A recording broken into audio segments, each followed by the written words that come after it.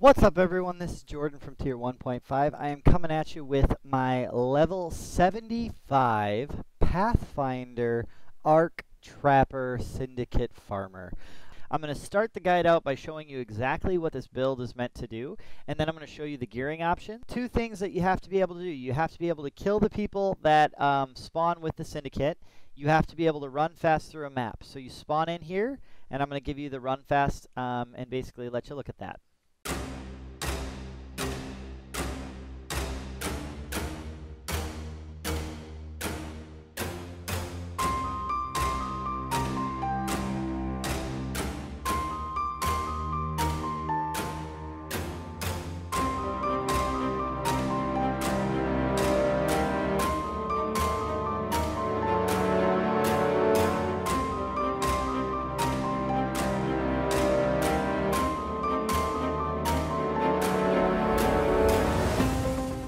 The whole goal of this was to be able to make a great deal of money farming Syndicate. I have a tutorial up posted on Tier 1.5 that will explain how to Syndicate farm. Alright, so let's go through the build really quick so you guys can see what's going on. We've got a Mire Bow. We ended up fading this unique. All you have to do is buy a Prophecy. It was 2C for the Prophecy and pennies and dimes for the Fen Coil is what it's called, to be able to get this staff. This staff is an effective 6-link. It is very, very good because at level 32 you can start using it, and once you have at level 32, once you have a 6-link, and with that 6-link you're getting a level 16 trap, level 16 cluster, and level 16 trap and mind damage, which you can't even use those at that level. If you did have a 6-link somewhere else, like a Tabula Rasa or something, this item gets you through leveling so freaking quickly, and there's not very much more I can or should say about it. This is something that I would consider a required part of this build. It's what makes it very, very easy to run, and you should be really good with it. Try to get one with a nice high global damage roll and a nice maximum life roll. That makes it certainly better. There are some cool corruptions as well. Our running weapons are the Griffin, the Jade Hatchet. These two weapons do not change from the budget to the main setup. There's no really a reason to change them. The Griffin is yet again a item that is faded. You fade it using a Screaming Eagle. The Screaming Eagle is like an alchemy, I think, and then you can fade it with a 1C Prophecy that you can pick up on PoE trade, and you have to run through Blood Aqueduct to be able to advance this, I believe, and you have to beat the Apex Predator. So once you do that, with this equipped in your hand, you will be able to level it up, and that is basically, I say level up, it's faded, and you get the item. As far as items in your offhand, you want to be able to, for your running, have a high evasion shield. The higher the evasion, the better, because you're going to have a greater likelihood of maxing out your Queen of the Forest. I'm actually giving up some evasion on this to be able to get a lot of life. If you did decide that you wanted to finish the axe, this would primarily be the spot that you would be looking at for your resistances. You'd look at this and you'd look at jewelry. So this is a really easy spot to get resistances on. You can probably get 2 or 3 of them all taken care of out of the shield. That's a good place to go. Next, we're going to go through the other items here. The helmet, we decided to go with actually something that's very, very cheap. This is like if Devota's Devotion and Starkonja's had a baby, it would be this helm. It's got life and it's got movement speed. It doesn't have as much movement speed as Devota's Devotion, and doesn't have as much life as Sarkonja's head, but at the same time this is actually a really nice helmet. Not bad. The enchant's not great. Enchants on this, you're obviously going to be looking for arc damage or chaining an additional time. Those are the two that would actually be very helpful, but for the most part you don't really need that, especially for the farming we are doing. You really only need a 4-link Queen of the Forest. 5-link is like perfection. If you've got a 5-link Queen of the Forest, it's got 2 reds, 1 blue, and 2 greens.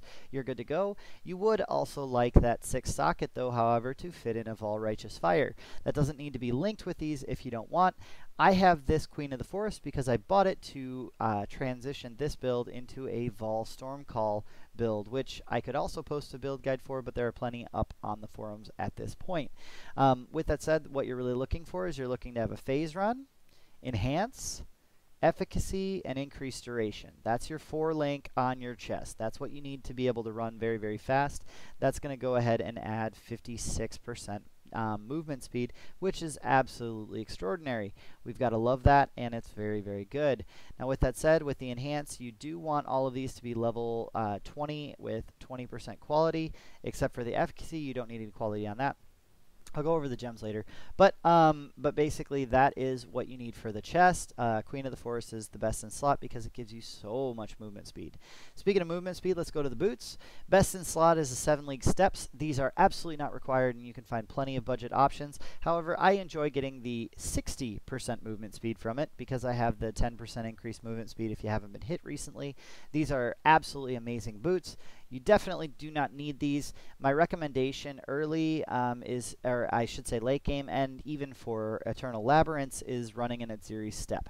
Atziri Step is going to give you that life that you're so desperately lacking from the other one. It's going to give you some evasion and potential to dodge spell hits. Atziri Step are the boots that I use when I am running a little bit more risky, such as through Lab. There's no really reason to bring 7 league steps through the Labyrinth. They don't give you any stats, so yet again, Atziri Step is really good. You can also elect for rare boots, which have some nice movement speed and life, maybe some evasion base. Rare boots actually in this position are very, very good, and you can get your resistances there if you do decide to finish through Act 10. In the belt slot, this is a sweet shaper belt that I've upgraded. It's got some life, it's got increased flash duration maxed out, it's got some more life in the implicit, and then it's got 31% increased spell damage during any flask effect and a 15% increased damage. This ups my damage by 46%. On top of that, I get a longer flash duration. Longer flash duration is very good in this build. There are some really neat other shaper dimensions, but I didn't really want to invest too much into this specific build just yet. When I upgrade to my Stormcall, I actually think I'm going to isolate what is going to be my favorite affixes here and probably change over to them, but this is really good. Your gloves, you're going to want to get a shaper glove with a supported by level blank trap here. And in addition to that, it's also going to give you an additional trap thrown, which with an additional trap thrown, you actually amplify your damage very, very significantly. You're throwing, instead of, I believe, 3 each time, you're throwing 4. This is just for clearing trash while you have your offhand out. I'm also looking for some life on this, and then fortunately I do have a blind, which helps get me a 6 link here on the gloves, and the blind is really nice. It helps for me to be a little more safe when I'm running.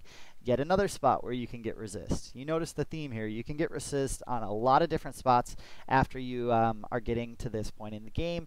This is not a hard build to be able to do that.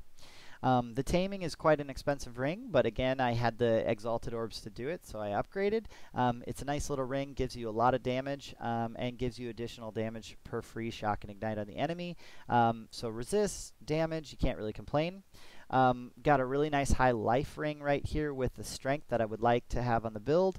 The energy shield, ignore, but the resistances are great. The amulet, you can play around with a lot of different amulets, but the amulet I'm currently running has the lightning damage leached as life, a little bit of life, some resistances, and strength and intelligence. At this point, I think I can take that out, and my intelligence and my strength drops a little bit, so I would have to have strength, and I will actually need to have 1 more intelligence the way that this is currently set up, somewhere in my gearing options. However, this amulet, you really don't need to necessarily have the leech to his life. You can actually have leech to his life on the ring slot, and you're fine and good to go. What you guys saw me run that with that I just demonstrated actually was I was wearing this tabula rasa with +2 to socketed duration of gems. But I went online and I was just wondering, if I don't want to buy a 6-link tabula rasa with that corruption, what can I find that would actually be good for this build? And despite the fact you can't run Vol Righteous Fire in your main hand, or for that matter in the build at all at that point because you don't have enough sockets, I found this lovely chest, which is way better for a tabula than a tabula rasa for my particular build. It's got all of the right colors I need to run the same 4-link phase run setup. I have the +2 to level the socketed duration gems. That's all I was really looking for on a chest, was those 2 features. And go figure, because it's not a tabula, I get maximum life, I get some intelligence, I get energy shield and armor, which I don't really need, and then I get some lightning res as well. So this is a chest that you can absolutely run and it will work just fine. I picked that up for 1C. So let's talk about the budget options here while we're down here. Budget options, I'm going to go over this side, the tabula, everyone knows about that. But you're going to run something like this if you can. You want that socketed duration gems to go up because duration affects your phase run. It affects your increased duration. And then I think it affects your efficacy support, so it does raise the level of all of those, and that is very, very useful for helping you run a little faster. Loctonials go for about 1C a piece. They're an armor base, so it's really easy to color it for your cast when damage taken setup. That is always really, really nice. They give you some life, and they are a really good leveling item. You can still run Syndicate farming at this level with all of the gear that I'm going to mention here, and I can even swap it in and show you. However, I just did do that, but I only got a Varici to spawn. Might go back and redo it. Anyway, 1C here on the chest, 1C here on the gloves. Then you got a 1C or 2C actually painted buckler.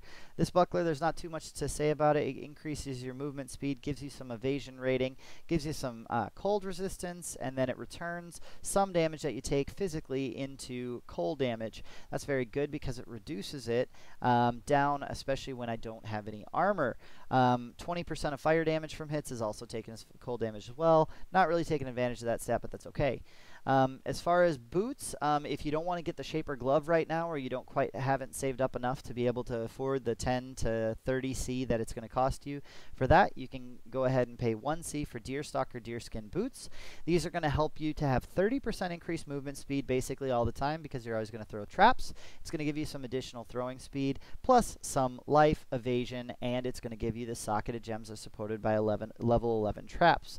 These are great boots. You can equip them right at level 22, and here is where I would actually put them on, and I would start using them at that point if you do not have something like the 7 league steps.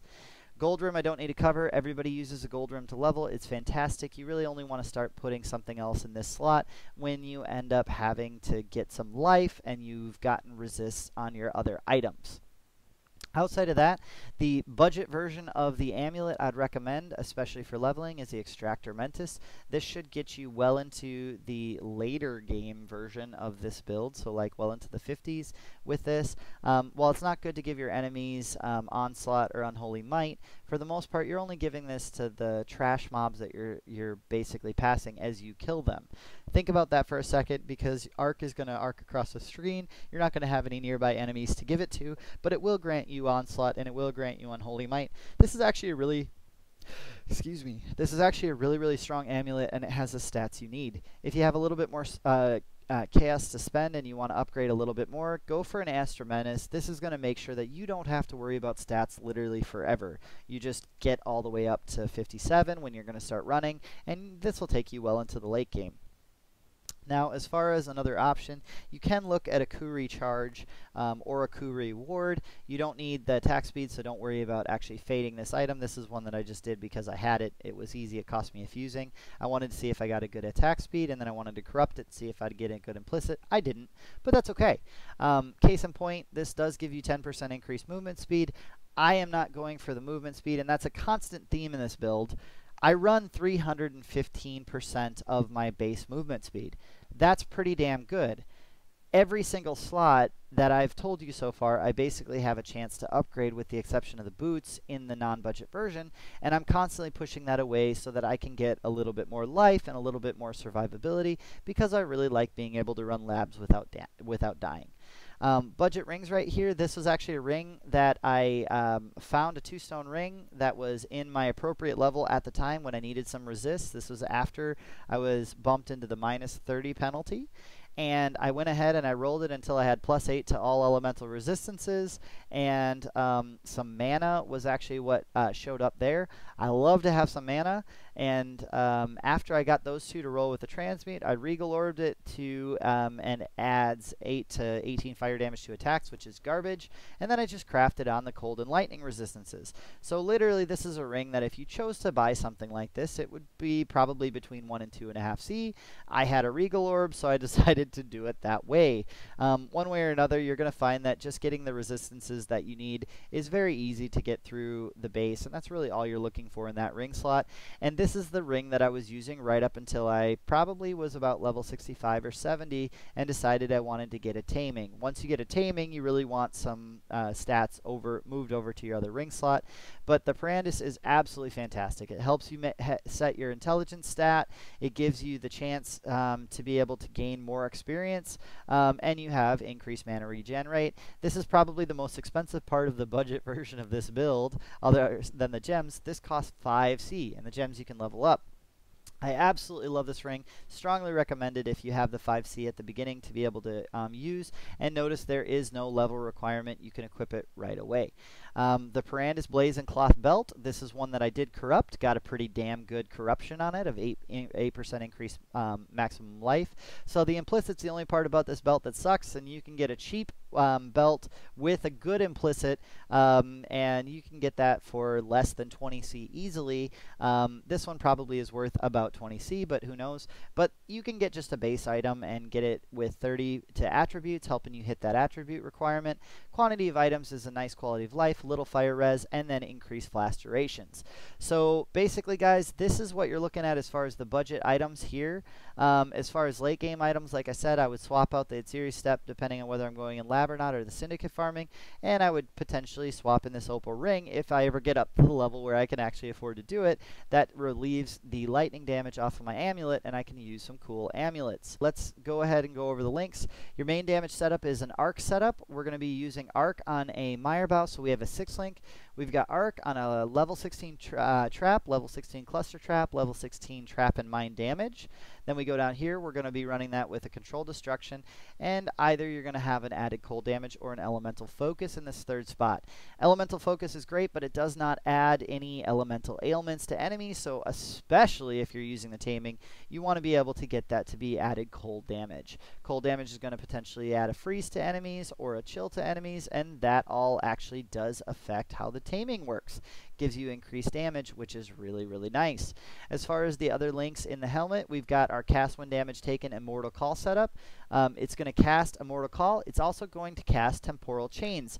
Both of these are linked with increased duration.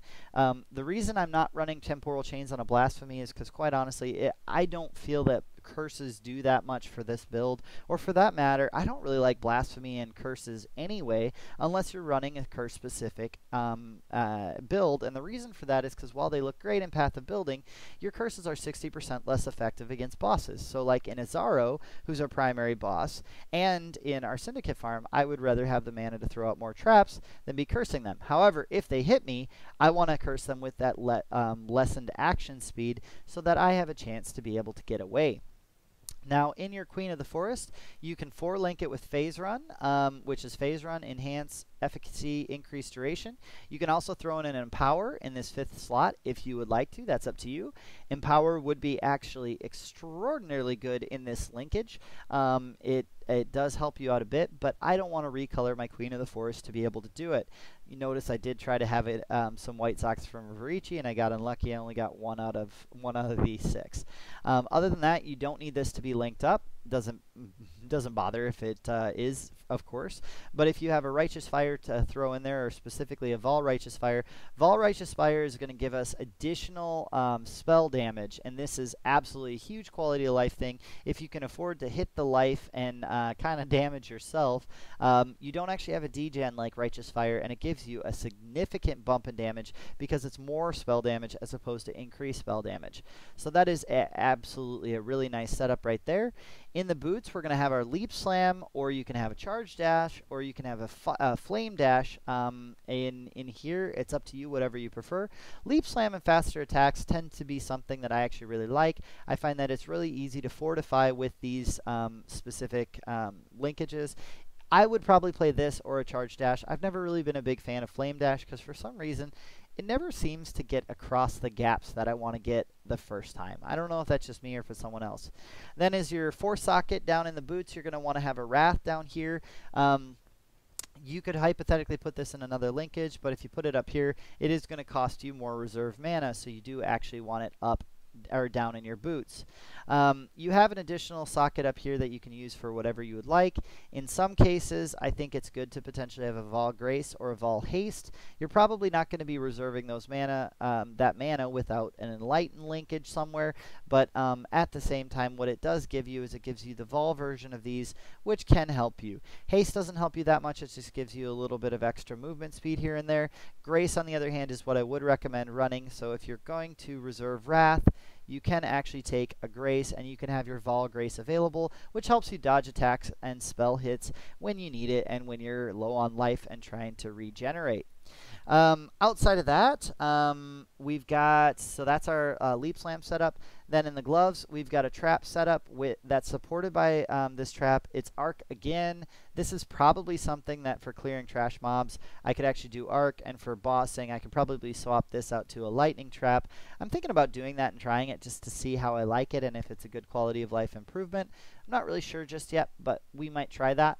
But on the other hand, right now we have an arc. We have it supported by multiple trap support, elemental focus, and trap and mind damage. Again, LE focus does not take advantage of the taming, so really this probably should be a controlled destruction. I don't really care right now. It doesn't tend to make much of a difference, and I like the fact that elemental focus helps me one-shot mobs. I'm not really looking to shock and chill them, although the freeze effects are very, very nice. Outside of that, the flask, going over them real quick, is a perpetual silver flask of heat. Silver is onslaught. Onslaught means that you get 20% increased movement speed. The attack and cast speed, again, don't matter. We're not using Slave Driver's Hand, so that does not apply to throwing traps. Then we have a Alchemist Jade Flask of Reflexes, this is an extremely, extremely good flask. It doesn't last quite as long as the others, but it does give you absolutely plenty of evasion. So if we look at our evasion while we're running, and we pop that flask right there, we're going to see our evasion goes up to about 41,000. Not too bad. We're not quite at the max of Queen of the Forest yet, but we can obviously make that up in some of these other sockets, particularly this amulet. This amulet needs to get upgraded at some point. So let's see, then we've got a Quicksilver Flask of Adrenaline.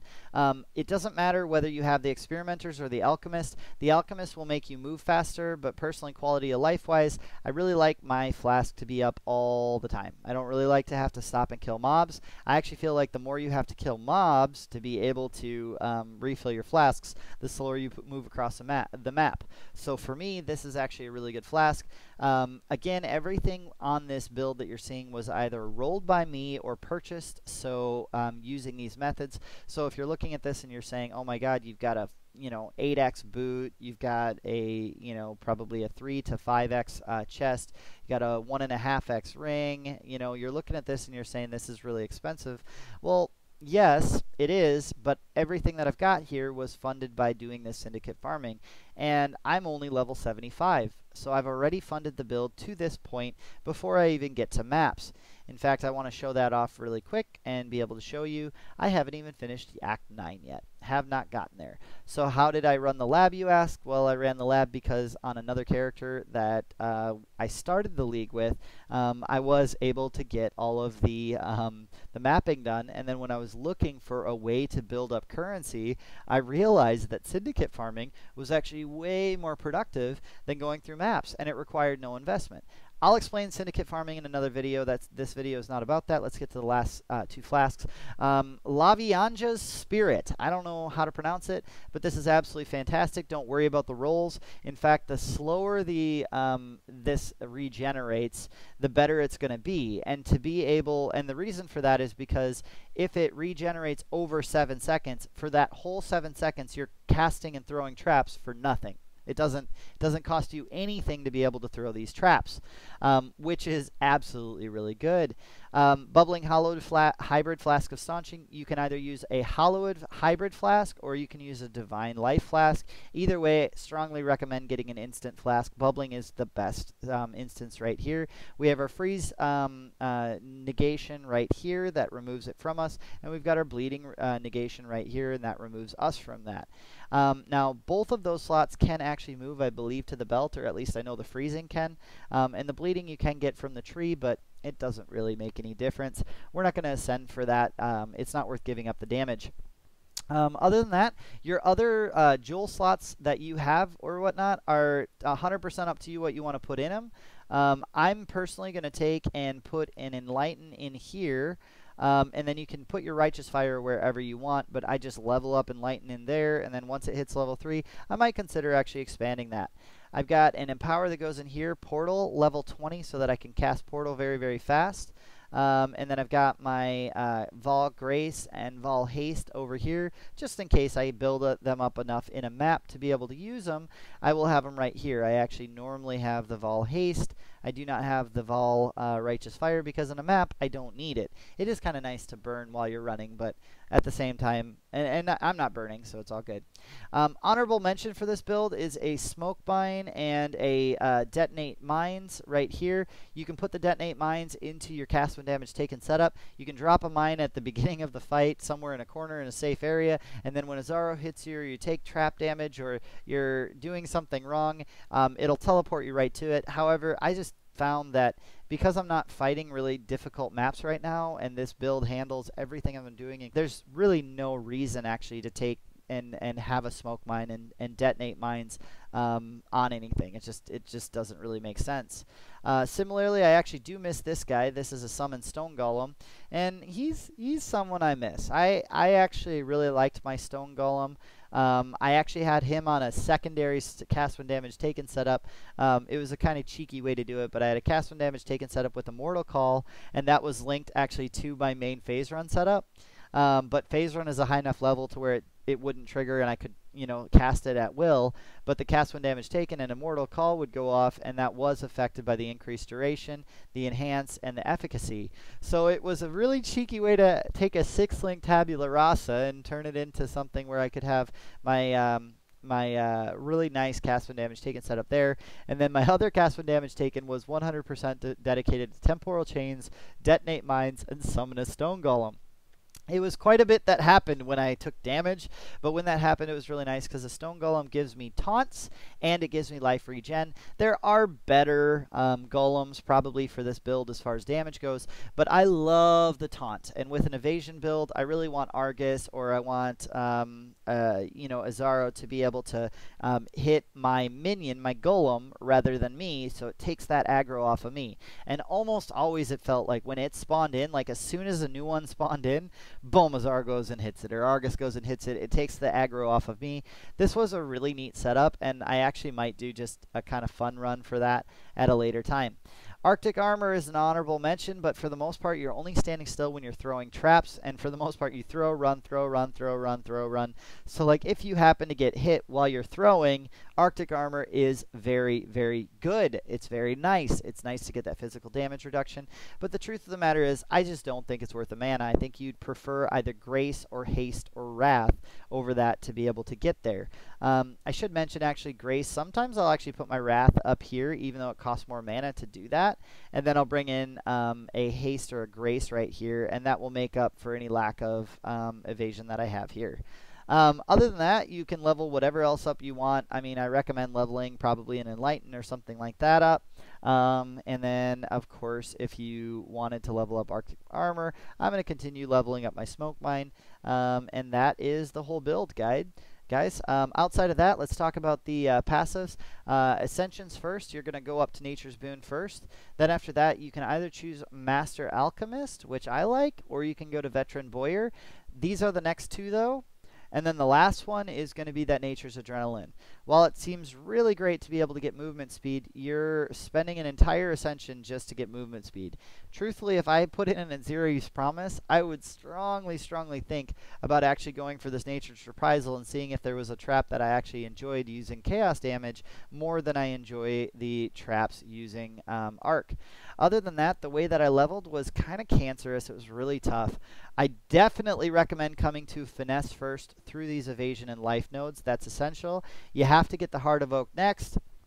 And then if I was going to go back and do it all over again, I switched to a Trapper as soon as I was able to socket in an Arc gem. So because I switched right away, I was doing this all through here, and I had gotten all the way up to here, and then finally I got into the first Trap and Mine cluster. That took so long to get to, and all I had was I had a hair trigger in here that was helping me get to stuff. Now, the jewels I actually ran in the video, I was running with budget jewels that costed about 1C a piece. I'm running a hair trigger in here and an intuitive leap, which is about 10 chaos or so in here. That gives me the chance to get power, frenzy, and endurance chars. If you're having mana troubles and you want a little bit more mana, this right here will give you about 300 extra mana. I've got it coming up through this node right here. Not really sure if the increased crit multiplier right here node is that good, but it does give us that additional crit chance. Critical chance helps to apply ailments, so that's why we have our critical chance here and our critical chance here. Although I am not entirely sure as to whether this is global or whether this is attack-based. So I have some curiosities about that. If anybody knows that answer, switch it up to the elemental damage, and you can certainly just go for the increased trap throwing speed right here if you wish to. You've got life here on the tree, you've got life here on the tree, you've got the whole trap and damage mine cluster, except I've cut out the critical trap multiplier with traps. I cut that out at 75 because I would rather have the overcharged over here to be able to gain power, frenzy, and endurance charges. I think that's actually a lot better to be critting than it is right here. If I was to level it up again, though, I would absolutely not go down here for any of this right away. I would go up through here. This isn't going to give you anything except dex. You get a nice intelligence node right here, and then you come up here. I would get 3 probably in life and evasion, and then I would go on over, get the first trap and mine cluster. I might come down for the elemental res and the gem socket, but more than likely what I'm actually going to do is I'm going to go 2 up, be able to get into the big trap and mine damage cluster a lot earlier, be able to get to life up here, and be able to get to a jewel socket. I would make that up in my gearing, and I would make sure that my elemental resistances were sound, so I don't need that. You don't get phase run, phase acrobatics and acro until much later anyway. The jewel socket can be replaced by the jewel socket up here. The life can be replaced by the life up here, and these nodes down here are the only thing you're really missing out on, which is 6% movement speed. In fact, these are not even really worth taking. Like, you can actually put those to better use if you ended up if you wanted to. They're a lot better use for those 2 points. But I did want the mana right here, so it's kind of like a double feature, and I'd already done it. So yeah, if you're going to level, first add to Finesse, then go up to Heart of Oak. Then what you're going to do is you're going to come all the way up here. You're going to grab the additional jewel socket right here. You're going to grab this. If you have a Tormented Spirit, that's a good thing to throw in right here. Get the dexterity nodes right here, and that converts it. And that will make up for the movement speed you miss here. Get the evasion and life in this part of the tree. Go on over and get the trap damage. Go up, get trap, get the jewel socket, get the life, come up here into the damage nodes, and then at that point, after you get there, you can either choose to go up into the lightning damage here and the jewel socket here. You can choose to go over to the spell damage and mana and life right here, or you can start heading down. You can get the acro, phase acro, the survivalist, the jewel socket, and the life. So it's completely up to you guys what you want to do here as far as the tree goes. But again, this doesn't look like a complete tree, and the reason that it doesn't look like a complete tree is simply because I haven't finished all of the acts. All in all, though, this is a very, very easy build to run very, very fast with, and just to show you guys the character and make sure that you see how fast I am actually running at this point. I am going to hit everything. Right now I'm at 314, and that is not including the Griffin's 15% movement speed. So we're at 330 movement speed right now, and we can upgrade our movement speed on a lot of slots, guys. We've got a helmet that could actually give us at least 5% more movement speed. We've got a belt that could have an implicit with more movement speed, or we could use the Wretch and get more movement speed, 15%. We've got necklaces and rings, and we've got I think that's probably everything. But then, you know, you've got a ton in the passive tree. I mean, the amulet could potentially give you 20 more. So you're looking at potentially, if you decided to max out the movement speed in this build, as opposed to being able to do the labs quite as safe as I've been doing them. And then again, I'm not really great at dodging attacks. So basically, if you wanted to optimize movement speed, you could get well over 400, guys. And I'm not even maxed on my evasion just yet. So there's so much you could do with this build that will actually improve it. It's not even funny. But all in all, with the budget gear, I don't know what I figured out, but I think you're under 50C even with the Pirandus Signet. And I think most of that C goes into your jewels. Or, I'm sorry, your gems. The jewels are like a couple C a piece. The Intuitive Leap is going to be 10C. But outside of that, I can run everything with this and have about 220% movement speed. I can run everything with it on my bulk gear, and I can run safe houses. I ran a lab with it. Merc lab was what I ran before I had the Queen of the Forest. So that's what I was running with this chest. But I mean, effectively, it's a really easy sound build, really good to play, and I hope you enjoy playing it. Alright guys, that's everything for the build. It was a lot of fun making this build guide. I'm sorry if it was a little bit long-winded. I can certainly show you some more runs, especially with Syndicate farming. You can find me streaming over at twitch.tv/JN1K5. That's JNix with the 1 and the 5, so JN1K5. Or alternatively, you can find more videos up here. I'm going to be posting a video on that Syndicate farming ASAP. Outside of that, I hope that this build enables you to go out, spend maybe a week and a half being able to level a character if you're casual like me, or if you're really good at it, you can level it in probably about 8 hours. And actually even less. You should be able to actually level it in less than 8 hours, probably about 6 hours. After you get that done, you'll be able to go and make some fat stacks of Exalted Orbs and fund your future builds.